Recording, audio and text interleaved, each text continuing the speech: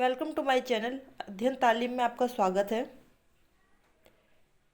आज की वीडियो में लाई हूँ concept of IQ, creativity, intelligence and ability. Video start करते हैं। सबसे पहले हम बात करते हैं कॉन्सेप्ट ऑफ आईक्यू। आईक्यू मतलब बुद्धि उपलब्धि।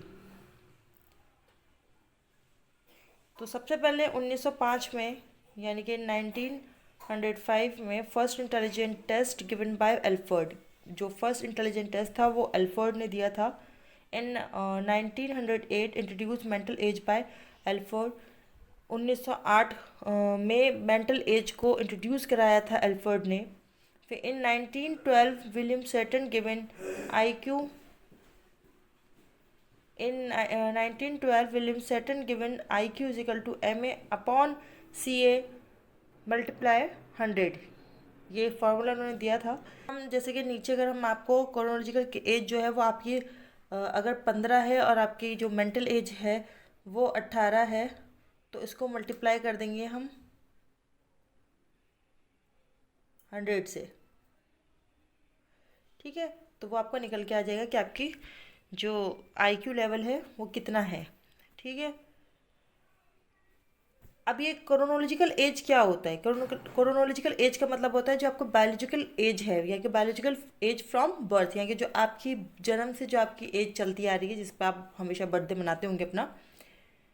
फिर इसके बाद नेक्स्ट पॉइंट है यूनिफैक्टर इंटेलिजेंस गिवन बाय एल्फर्ड। और यूनिफैक्टर इंटेलिजेंस भी एल्फर्ड ने ही दिया था। ठीक है, ये तो हमने कॉन्सेप्ट ऑफ आईक्यू की बात की है। अब हम बात करते हैं क्रिएटिविटी एंड इंटेलिजेंस की। तो इसमें फर्स्ट पॉइंट है आपका researchers have found that the relationship between creativity and intelligence in positive. यानी कि जो रिसर्चर्स है उन्होंने ये साबित किया है या वो उन्होंने ये पाया है कि क्रिएटिविटी और इंटेलिजेंस के बीच में पॉजिटिव रिलेशन है, सकारात्मक जो है ना रिश्ता है उनके बीच में। फिर सेकंड है इसका Terman in the 1920s found that person with the high IQ were not necessary creative. मके टर्मन एक बंदा है जिसने ये बताया है कि 1920 में कि आईक्यू लेवल अगर आपका हाई है तो ये ज़रूरी नहीं है कि आप क्रिएटिव ही हो। ठीक है, थर्ड है creativity characteristics are fluency, flexible, original and elaboration. यानी कि उन्होंने बताया है कि जो क्रिएटिविटी है उसके कुछ कैरेक्टरिस्टिक्स हैं या फैक्टर्स कह सकते हैं आप। तो वो चार हैं जिसको हम फ्लुएंसी कह देंगे, फ्लेक्सिबल कहेंगे, ओरिजिनल कहेंगे और एलोब्रेशन कहेंगे। अब इनको अगर हम शॉर्ट फॉर्म में लें तो हम बोलेंगे FFOE। नेक्स्ट पॉइंट है creativity is divergent and intelligence in convergent. ठीक है, कि जो क्रिएटिविटी है वो डाइवर्जेंट होती है। डाइवर्जेंट मतलब होता है कि जो अलग अलग दिशाओं में सोच सकती है, या जिसको हम बोल सकते हैं कि अगर आपको सब्जेक्टिव क्वेश्चन दिए जाए तो आप उसको अपने तरीके से अलग अलग तरीके से लिख सकते हैं। ठीक है, इंटेलिजेंस इज कन्वर्जेंट। कन्वर्जेंट का मतलब यहाँ पर हो गया कि जो जिसका मतलब कुछ अगर हमने कोई सवाल किया तो उसका जवाब एक ही होगा। किसी से भी सवाल किया जाए उसका जवाब वो वही देगा जो किसी और ने दिया होगा। ठीक है, नेक्स्ट है इसका gifted children are intellectually bright, talented and creative. तो जो गिफ्टेड चाइल्ड होता है जिसका हम हमेशा बोलते हैं कि स्पेशल तो नहीं बोलेंगे, गिफ्टेड मतलब कि आपका ख़ास हो गया एकदम, जिसका मतलब दिमाग बहुत तेज़ होता है, टैलेंटेड भी होता है और वो क्रिएटिव भी होता है। ठीक है, फिर according to JP Guilford two types of thinking. JP Guilford ने माना है कि दो तरह की सोच होती है, विचार होते हैं। पहला है आपका डाइवर्जेंट कनेक्टेड विद क्रिएटिविटी और convergent is connected with intelligence.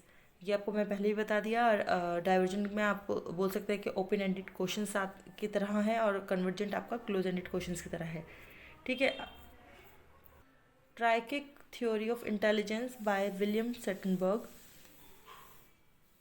जो तीन तरह की थ्योरी बताई है इंटेलिजेंस की विलियम सेटनबर्ग ने। पहला है इसमें प्रैक्टिकल, ठीक है, जिसको हम कॉन्टेक्चुअल भी बोल सकते हैं। दूसरा है आपका क्रिएटिविटी, जिसको हम एक्सपेरिमेंशियल बोल सकते हैं। तीसरा है आपका एनालिटिकल, जिसको हम कंपोनेंशियल बोल सकते हैं। इसको मेटा कॉम्पोनेंट भी बोलते हैं। ये क्वेश्चन पहले भी एग्जाम में आया है। ठीक है, प्रैक्टिकल में नॉर्मल आपका जो क्वेश्चंस होते हैं ये आपका किस तरह के पूछा जाएगा जिसका जवाब आप लाइक किसी भी तरह की कोई सिचुएशन दी जाएगी और आप उस पर उसको मतलब उसका रास्ता निकाल लेंगे। जैसे अक्सर आप अगर कोई सीरियल वगैरह देखते होंगे तो उसमें देखा होगा अगर वो दो लोगों के बीच में उसको कोई रास्ता निकालना होगा कि दोनों को खुश करना है तो वो ऐसा रास्ता निकाल लेगी कि दोनों को खुश कर ले, तो ऐसा रास्ता निकालेगी। तो इस तरह के लोग इसमें आते हैं।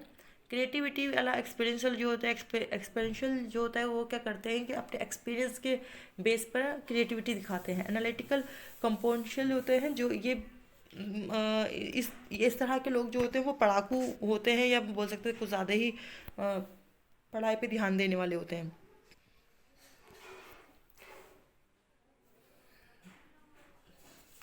अब है लुइस थर्स्टन, जिन्होंने थ्योरी दी है ग्रुप फैक्टर की, और इनका मानना है कि 7 प्राइमरी मेंटल एबिलिटीज़ होती हैं।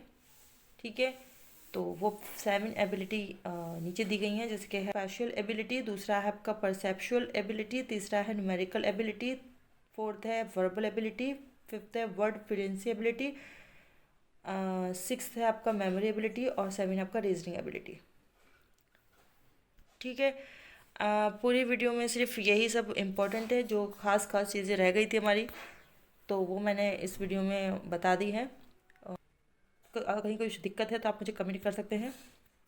वीडियो अच्छी लगी हो तो लाइक करें, शेयर करें, सब्सक्राइब करें। Thank you.